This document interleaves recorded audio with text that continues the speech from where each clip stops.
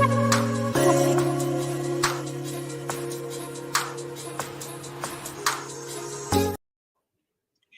everyone, it is Keeping It Real. I'm Nikki Shelton and I'm here with Carrie Selby, and we are going to have a lot of fun talking about open houses today. Yes, it's a topic we actually haven't approached before, so I something can't different. believe we haven't talked to open houses. I Never, know. really. That is crazy. Okay, well, they're really important, especially to sellers. And obviously, real estate people get a lot of benefits from it too. So, I mean, it just kind of depends. But, well, first of all, I would think every house would have an open house. I mean, like, because you want to get, that's how you're showing your home. So, it doesn't really matter what kind of home it is. That would be like a huge thing you would probably want as a seller. So, Oh yeah, and as a buyer, you want to walk through places and see, get a feel of it, and make sure that the space is adequate for you. So yeah. exactly. So we're going to talk about the do's and don'ts of open houses today. So here we go. Yes. So the main objective is the way I've always explained it to my sellers is like, this is your chance to really make your house shine. I mean, like, you want everything to be perfect, kind of like walking into a hotel room, for instance. Like when you walk in, you're expecting it to be clean, you're expecting it to be inviting, just ready to go. You want you to feel comfortable, like it's going to be your new home, right? Exactly. So that's probably the first thing before starting an open house, you really want to make sure that it's clean. You don't want a lot of personal stuff out. You want people to walk in and feel comfortable, but yet not so much like that it's like somebody else is living there and you're kind of, when you walk in somebody's house, sometimes it's awkward. It's like, oh, you know what I Yeah. mean? So Oh you gosh, want look at that picture that I wouldn't want to see. yeah, I mean, you want enough, but you don't want too much. I mean, you really want that personalization stuff to be gone so people can really, oh, like this would be a great place to like sit in this chair and look out the window today and look at the beautiful view I have or something. Not like, oh, they've got a family living here. Oh, I don't feel, so Yeah. And decluttering is a huge part of it because I don't know about you, but I have stuff everywhere. And I'm sure people don't want to come in and just see excessive. They want to see the space. They want to see how their items are going to fit in that home. So it's great, to keep it clean and to keep it decluttered.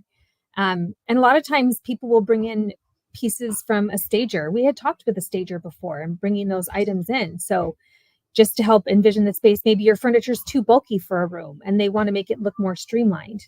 They might bring in something smaller. yep, absolutely.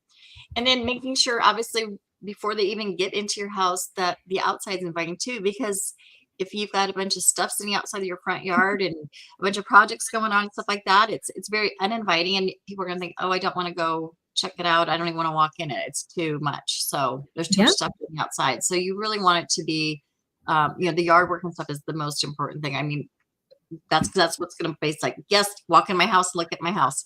It's first impression, right? Absolutely. And that's so important. Okay, don't overlook the details. This is going to sound weird, but like closets, right? A lot of people like take stuff. I know I'm guilty of it too sometimes, and it's like, where are we going to put in the closet? Because it's a storage space, right? Yeah. But when people look in there and it's all cluttered and there's so much stuff crammed in that closet, they're going to think, oh, there's a lack of storage in this house.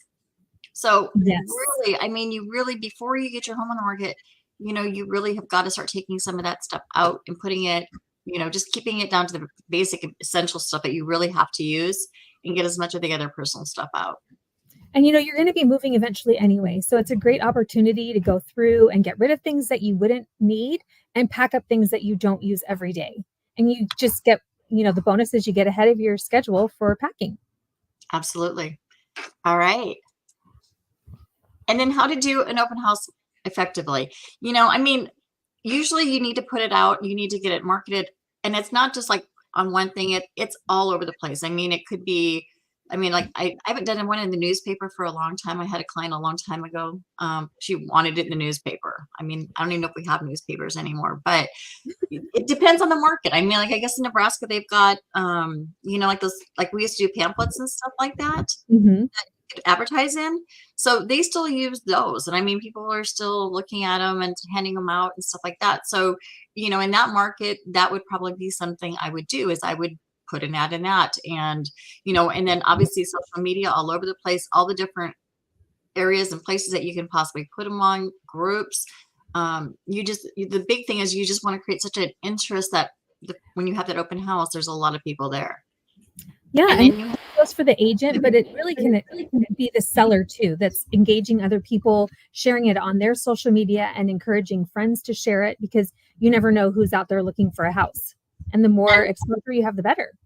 and they probably have been to your house, and so your friends have, and so they'll be like, "Oh, that's an amazing house. Let me share it." There's also, Yeah, you can do signs. Signs are really important. Making sure that there's a lot of riders and stuff like that leading to the open house are important. So that way people know where they're going and can get there quickly and stuff. I mean, I don't know how people said, "Oh, I was driving by and I saw your sign sitting out there, so mhm, that's why I'm here today." So all that stuff is exactly. really important. And then, and not, and this kind of goes different ways with me. It depends on the neighborhood and stuff like that. But like sometimes, like when you're in an actual smaller neighborhood, it's great to walk around and do door knocking and talk to neighbors. I know I've done that several times where, I'll walk around and invite them to an open house before the public open house, like an hour before, just so that way they can come in. And I mean, neighbors are nosy. They want to know, oh, you're moving. They want to know what's going on. What's your house look like? Again, they might have somebody who's been dying to get into that neighborhood and be their neighbor. So, I mean, I always try to include the neighbors in that. Sometimes you get a property that's kind of out in the middle of nowhere and they don't really have neighbors like that. That's a little bit harder to do. So it kind of depends on the property. But, if you can do it, absolutely. And I was going to make that comment. How many times do you stand in an open house and they're just like, "Oh, don't worry about me. I'm just the neighbor. I've never been in the house before. I just wanted to check it out." I'm like, I just "Oh don't my know what gosh, it's that's like. Yeah. hilarious." That's how I met some of my neighbors, is by doing an open house in my neighborhood. So anyway. Oh, that's funny. And then just like I said, just door knock and invite them over. It's awesome. Yeah, Okay. Um, Also don't, make sure that you're like, your real estate person, they need to make sure that they're like, we talked about signage and stuff like that, making sure there's a lot of signs on there. Um, Making sure that it's getting out all over the place, everywhere you can possibly do it. They should have a marketing plan for you. I mean, I know that's one of the things when I sit down with my sellers, I'm like, we're going to be doing this. We're going to be advertising here. We're going to be putting it out here. This is, they should have, your real estate person should have a plan as far as what they think is going to be the best. And it depends on, again, like who the buyers might be for that property, because exactly. sometimes it just screams to a family, I mean, like with kids and you're close to a park and you got a school district right next to you and, playgrounds and whatever. I mean, so, sometimes you really want to push that and, like, where can I find families with kids that might want to buy this house versus like, if you're in the city in a condo, you might want professionals. So anyway, Exactly. okay, continue on. This is always the funnest part. I like this part. You're going to stand at the open house and you get to talk to everybody. And, I mean, really, it's just kind of making sure that you can answer their questions, that there's proper information there. I mean, a lot of times I'll do, what are some other properties that are similar in the area that, are competition for this house, that kind of stuff. So you can kind of talk through it and point out the features that one house has, the house that you're at has versus, oh, well, this one has a 2-car garage and that one over there doesn't. So it's Mhm. know that and really show that. It can, for sure. But then you have the don'ts part of it, right? There's Yes, certain things that you don't want to do. Hover or pressure your visitors. There's some people that yes. just want to go through and look and they act like you are like have the plague. They don't want you anywhere near them. So you just have to read people's vibes for sure. And that's okay. I mean, like I said, I just kind of let them do their thing. But again, there's also the safety part of this too, as far Yeah. as, sellers, when your home is being walked through and stuff like that. And sometimes you have several different people. And so you can't literally follow somebody around like you do, like a one-on-one showing. For an open house, there's a lot more, you're opening yourself up a lot more to people taking things or whatever. So don't leave jewelry out. Don't leave, prescription medication out or any of that stuff, because you never know. So, Oh, exactly. and we try to watch, but sometimes you just can't. So Yeah, you anyway, can't be all the places all at once. So yeah, especially if it's a busy open house, but usually there's more than one. So anyway, yeah. Okay. And then make sure your real estate person follows up. I mean, I know I have like a sign-in sheet. I have a electronic one that I use that I love it because people can put in their information.